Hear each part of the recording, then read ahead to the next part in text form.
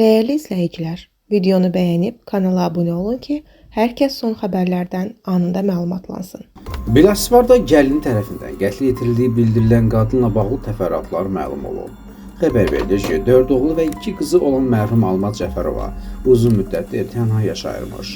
Onun oğlan övladlarının Rusiya Federasiyasında olduğu bildirilir. Bir müddət əvvəl isə gəlini Gülbəniz Həsənzadə Rusiyadan gələrək mərhumla eyni evdə qalmağa başlayıb.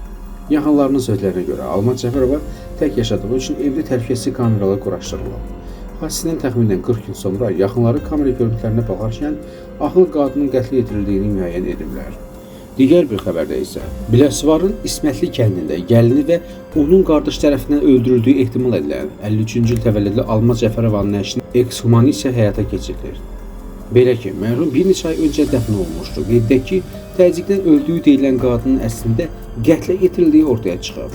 Bir müddət öncə beyni-daxili təzyiqdən öldüyü deyilən 53-cü il təvəllüdlü Almaz Cəfərovanın qətlə yetirildiyi müəyyən edilib. Polis əməkdaşları tərəfindən keçirilən tədbirlərlə onun boğularaq öldürüldüyü məlum olub.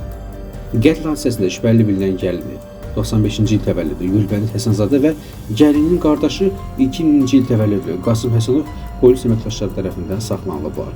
Faktla bağlı Biləsuvar rayon prokurorluğunda araşdırma aparılır.